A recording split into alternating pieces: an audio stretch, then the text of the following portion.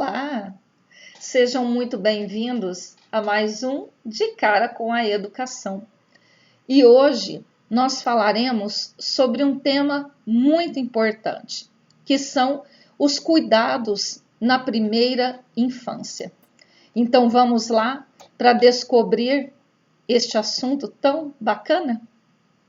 Bom, um assunto de extrema importância que permeia a sociedade brasileira e sua relevância é de uma infância saudável na formação de um cidadão. Sendo assim, o processo de socialização e desenvolvimento socioeducativo, ele é fundamental para que essa criança possa desenvolver a sua identidade e autonomia.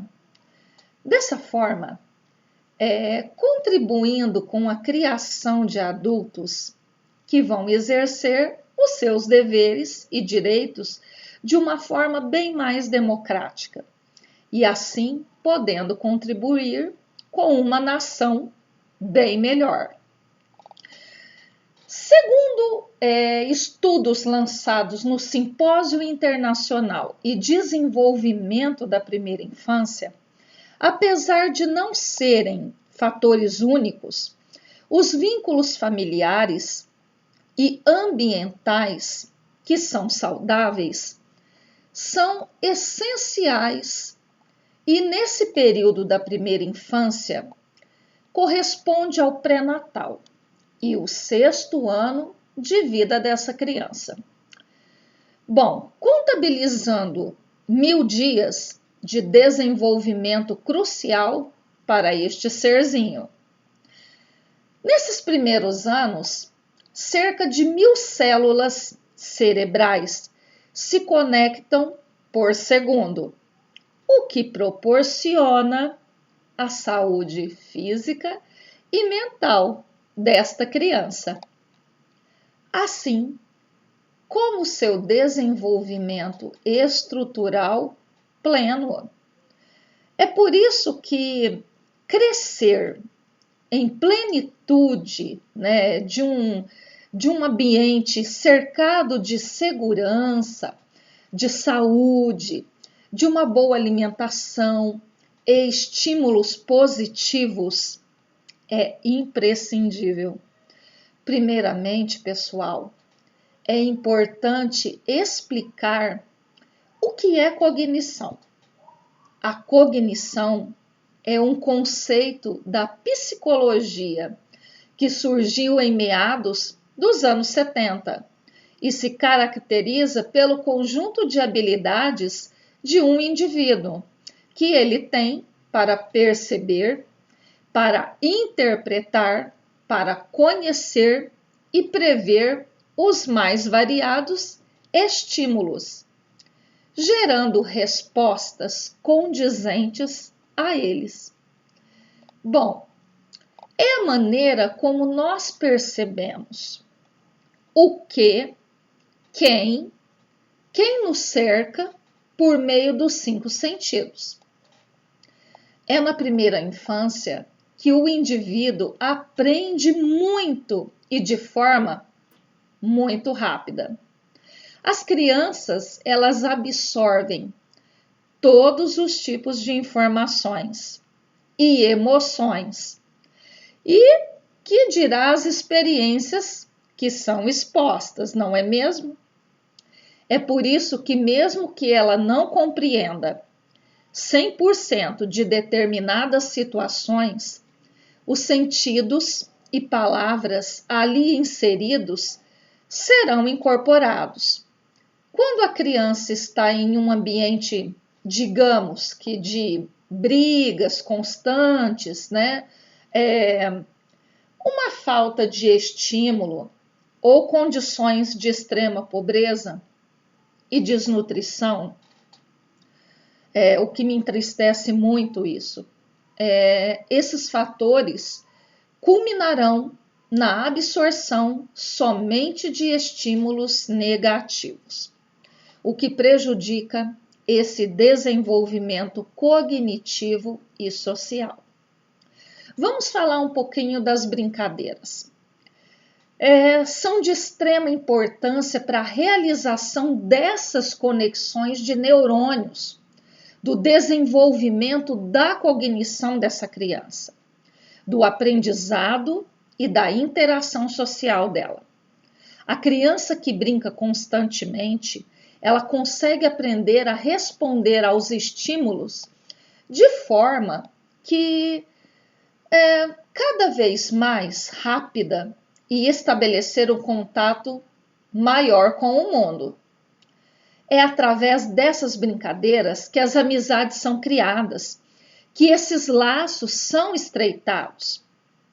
Agora, os pais, a escola e a qualquer pessoa que tenha o convívio com os pequenos, que deve estimular a prática dessa atividade e fazer com que o momento seja dedicado inteiramente a isso.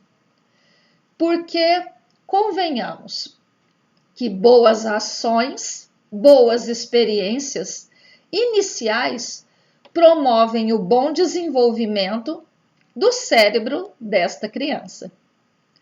Bom, seja em brincadeiras ou conversas, a absorção do meio. A criança é exposta a diversas regras sociais e consegue absorvê-las, mesmo que não consiga colocá-las em prática, dependendo da sua idade. Ser um bom exemplo é o primeiro passo para criar a consciência de que as regras existem. E o próximo passo é ensinar a praticar atitudes durante a rotina para que essa criança internalize as novas regras. Elas são ótimas fontes de um aprendizado e aprender regras deixa tudo muito mais divertido e mais compreensível para elas. É quando a criança... Vamos falar um pouquinho da criança que foi desamparada na primeira infância. Não é um assunto tão bacana, mas precisamos falar dele. Quando esse processo ocorre de modo inadequado, pela não atuação dos pais, né, da participação desses pais, essa criança não consegue estruturar as melhores condições para lidar com as suas emoções. Então, ela pode se tornar um pouco, pouco habilidosa para administrar essa diversidade natural do dia a dia, do desenvolvimento e uma baixa tolerância a frustrações, além de ter um comportamento desviante, e que irá prejudicá-lo no seu desempenho como ser social. Isso não favorece ajustes nos seus relacionamentos futuros. E nós sabemos que isso gera sensíveis prejuízos no seu desempenho como pessoa. Segundo o UNICEF, o estímulo e acompanhamento na primeira infância podem quebrar ciclos de pobreza e vulnerabilidade, que investir tempo e afeto com condições adequadas de crescimento e suporte ao desenvolvimento cognitivo social deveriam ser premissas básicas das políticas sociais de qualquer país. E, porém, não é isso que acontece em 85 milhões de crianças menores de 5 anos. Bom, a predisposição a traumas, que nós sabemos, a problemas psicológicos, tem muito a ver com os primeiros anos de vida desse indivíduo.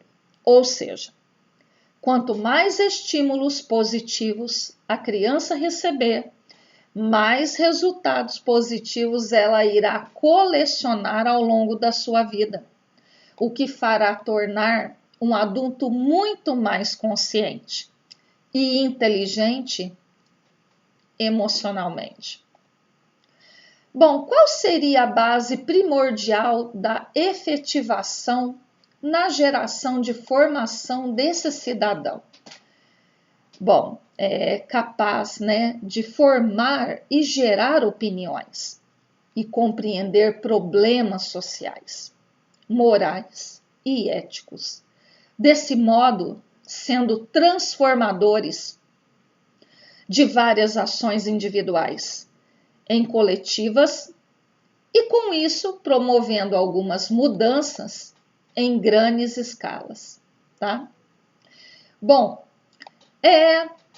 as questões advindas dessa desigualdade brasileira, uma vez que a heterogeneidade social, elas acabam produzindo, vamos dizer, oportunidades individuais e variáveis. E dessa maneira, os problemas como a falta de acessibilidade à educação, ao lazer, saúde e alimentação podem colocar, sim, este indivíduo em situação diretamente, que esta criança, consequentemente, é a sua vida adulta. Com isso, fica evidente a relevância e correlação entre educação saudável e a infância, essa construção que nós precisamos ter de um país melhor. Investir em políticas públicas que articulem educação e saúde. Essa assistência social, desde a primeira infância, é a melhor forma de construir uma sociedade muito mais igualitária, não é mesmo? O Brasil tem cerca de 20 milhões de crianças. E até os 6 anos de idade, segundo o IBGE, garantir esses direitos dessa população de modo que a vida, saúde, educação e proteção é uma cultura fundamental. Os especialistas alertam que a criança, quanto mais ela é afetada pelo círculo vicioso dessa pobreza e da desigualdade de oportunidade, a articulação e coordenação de uma política nacional intersetorial para essa primeira infância do governo federal é um dos temas prioritários para a educação dos próximos anos. Bom, listando essa iniciativa da educação como Todos pela Educação. Esse documento, ele propositiva um destaque à importância do trabalho da União com os estados e os municípios, com ações intersetoriais relacionadas à educação, assistência social e proteção a essa criança e às suas famílias também. Caberia ao governo federal manter e aprimorar a articulação dessas ações afetivas já existentes e oferecer apoio técnico e financeiro aos entes subnacionais. Bom, o material elaborado por especialistas em relação à primeira infância conta com um diagnóstico da situação faixa etária, principais problemas a serem tratados em uma série de medidas possíveis. Alguns coordenadores desse projeto do Todo pela Educação explica que o documento foi elaborado pensando em um cenário que otimiza e que a realização dessas ações é um trabalho a longo prazo. O que é intersetorialidade? Imagine só uma criança numa creche que não tenha condições adequadas de saúde e nutrição, ou que não tenha acesso a brincar ao ar livre, ou que passe por alguma situação de violência doméstica. A melhor maneira de trabalhar pelo desenvolvimento integral é articular os serviços da educação e essa assistência social e proteção. Para este ano, estamos focando em 3 pontos principais que consideramos como pilar de construção de uma boa política nacional muito mais ampla. O primeiro é a qualificação da demanda das creches, priorizando a população que mais precisa, e a segunda é uma oferta mínima dos serviços garantidos a todas as crianças do país, independente do contexto em que vivem.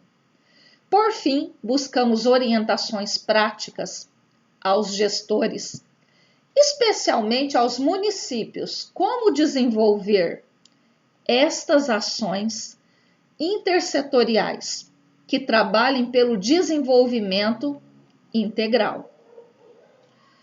O Brasil é considerado um país avançado em termos de legislação voltada à primeira infância, mas falta a execução dos programas de propostas e articulações.